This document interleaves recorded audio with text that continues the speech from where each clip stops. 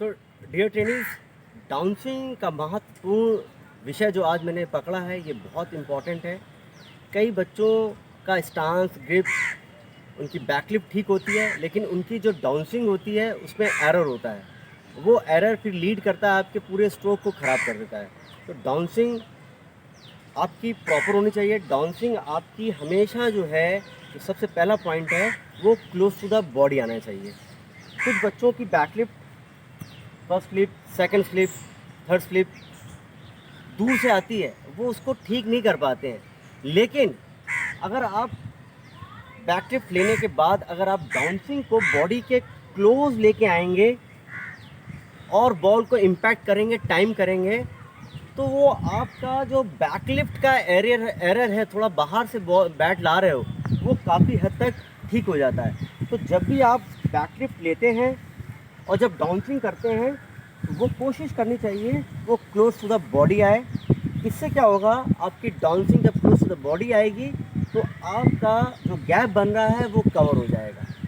और डाउंसिंग थोड़ी हमारी जो है वो थोड़ी सी क्विक होनी चाहिए कि अगर मान लो आप थोड़ा सा भी डाउंसिंग में लेट हो जाते हैं, तो आप मान लो बैट अगर दूर से उठा रहे हो और डाउंसिंग में आप कोशिश कर रहे हो कि हम बॉडी के क्लोज लाएं, लेकिन उसमें अगर आप लेट हो जाते हो तो तभी गैप बन जाता है।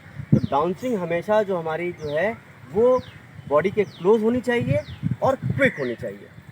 फिर अगला पॉइंट है कि आप बॉल को कहाँ पे टाइम करना चाहिए। तो आप ये देखिए, मेरे पास एक बॉल है, मैं आपको डिमॉन्स्ट्रेट करके दिखाऊंगा। जिस तरह मैं ये लेग स्टंप पे खड़ा हूँ, ओके, ये मैंने स्टांस लिया, बैकलिफ्ट ली, और जो मैं कवर ड्राइव मारूंगा, फ्रंट फुट का ड्राइव मारूंगा, सबसे पहले तो हमें ये निर्धारण करना है कि जो मेरी ड्राइविंग लेंथ का बॉल ही मुझे ड्राइव करना है, जिससे कि हमारा टाइमिंग और अच्छा होगा। मान लीजिए बॉल बहुत ज़्यादा आगे है, गुड लेंथ का बॉल है और हम इसको ड्राइव मारने जा रहे हैं, तो हम ऑफ बैलेंस हो जाएंगे। तो हमें इस चीज़ का भी ध्यान रखना है कि हमें कवर ड्राइव या फ्रंट फुट ड्राइव मारना है तो वो हमारी प्रॉपर रेंज में होना चाहिए। और रेंज कैसी होनी चाहिए बच्चों? रेंज आपकी हमेशा आपके कंट्रोल में होनी चाहिए। जब आप स्ट्राइड निकालें तो आपका बैलेंस बनना चाहिए। ये नहीं कि बहुत लॉन्गर स्ट्राइड निकाल दी और डिफेंस वाली स्ट्राइड पे आप ड्राइव मारेंगे तो हमेशा आपका बैलेंस ख़राब होगा, टाइमिंग अच्छी नहीं हो पाएगी। तो जो कि मैंने आप टाइमिंग के बारे में भी मैं बता रहा हूँ आपको। तो सबसे आइडियली जो आपको टाइमिंग करने के लिए जो बॉल होती है वो आपकी जिस तरह से ये है, ये हमारा मैक्सिमम स्ट्राइड है। ओके, तो ये 100% स्ट्राइड हो गया। इसी में ये हमारा स्ट्राइड 50% हो गया, और ये हमारा बीच में ये जो 75% ये हमारी स्ट्राइड है, ये हमारी प्रॉपर बैलेंस स्ट्राइड है। इस पर जो भी हम ड्राइव मारेंगे, जो हम इम्पैक्ट करेंगे, वो हमारे कंट्रोल में रहेगा और शॉट मारने के बाद भी हमारी बॉडी का अलाइनमेंट, बैलेंस प्रॉपर रहेगा। तो हमें इस चीज़ का बहुत ख्याल रखना है कि हमारा जो स्ट्राइड होगा, जो हमें ड्राइव के लिए बॉल पिक करनी है, वो हमें 75% जो हमारी स्ट्राइड है उस पर हमें लेना है। ओके, और अब बात होती है कि हमें बॉल को जब इम्पैक्ट करना है तो हमारी पैर की मूवमेंट कैसी होनी चाहिए। बहुत से बच्चे क्या गलती करते हैं, बॉडी वेट पीछे रहता है, बॉल भले 75 पे और पीछे होके इस तरह से बैक फुट पे अभी जो है आपकी पूरा बॉडी वेट है, ये रॉन्ग है। तो जब कभी भी हम ड्राइव मारते हैं तो हमारा बॉडी वेट अभी इक्वली बैलेंस दोनों फीट पे है। जब हम ड्राइव का बॉल पिक करेंगे तो हम अपना बॉडी वेट फ्रंट फुट पे ट्रांसफ़र कर देंगे, पीछे वाला पैर हमारा स्ट्रेट हो जाएगा, फ्रंट फुट हमारा बेंड हो जाएगा, और हमारा ये वाला जो फ्रंट फुट है, लेफ़्ट फुट है, ये हमारा एटलीस्ट 45 डिग्री एंगल पे हमें बेंड होना चाहिए। 45 डिग्री एंगल से ये होगा कि हम बॉल के ऊपर पूरा आ जाएंगे। जब हम शॉट को मारेंगे तो ball all along the ground जाएगा।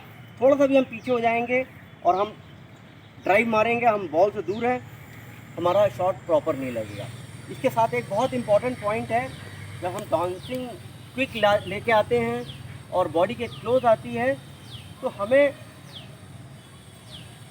हेड एंड शोल्डर बॉल की तरफ भी लीड करना है। कभी कभी क्या बच्चे करते हैं, हेड एंड शोल्डर लीड नहीं होता है, वो एल्बो से इस तरह जाते हैं, तो ये पार्ट आपका शोल्डर और हेड पीछे रह जाता और ड्राइव मारते हो आप दूर हो जाते हो, एयर में चला जाता है। तो हमें इस चीज़ का भी ध्यान रखना है कि जब हम बॉल के ऊपर आएँ तो we should lead with the head and shoulder, और जो आपकी एल्बो होगी वो आपकी शोल्डर से पीछे हो जाएगी। पीछे होने से आपको ये एडवांटेज हो जाएगा कि बैकलिफ्ट आपकी on top of the stump पीछे से आएगी, और डाउन स्विंग भी आपकी फिर क्विक आएगी। डाउन स्विंग क्विक आनी चाहिए, और ये that should come close to the body. तो जब आप टाइम करोगे तो आपके शॉट में पावर, बॉल का इम्पैक्ट प्रॉपर होगा, और आंखों के सामने हमें हमेशा इम्पैक्ट करना चाहिए, in front of your eyes. Ball आपके बिल्कुल टो के पास होना चाहिए। कभी कभी क्या करते हैं बच्चे, ये बॉल होता है, पैर को आगे निकाल देते हैं। अब जब आगे निकाल देते हैं तो you can't see the ball, आप बॉल को नहीं देखते हो, और फिर आइडिया से मार देते हो, उस बॉल को आप यॉर्कर भी बना लेते हो। तो हमें इस चीज़ का ध्यान रखना है कि जो हमारी स्ट्राइक निकलेगी, बॉल को हमेशा अपने टो के पास अलॉन्ग साइड हमें लेना है। तो ये बहुत यूज़फुल पॉइंट है, इस पर हमें नज़र हमेशा रखनी चाहिए। और स्टांस में भी एक चीज़ का ध्यान रखना चाहिए कि जो हमारा हेड है वो शोल्डर से थोड़ा सा आगे रहेगा, जिससे कि हमें बॉल को देखने में आसानी रहे। कुछ लोग इस तरह से खड़े होते हैं पीछे, तो आप नीचे का बॉल, यहाँ का बॉल देख, उनको खेलने में दिक्कत होगी। तो head should always be study, और ये आपकी जो चिन है वो शोल्डर के साथ होगी। और ये जब बैकलिफ्ट लेंगे तो हमें ये जो इस चीज़ का ध्यान रखना है कि हमारी एल्बो जो है ये शोल्डर से पीछे हो। कुछ लोग इस तरह से बैकलिफ्ट लेते हैं, ये भी गलत है।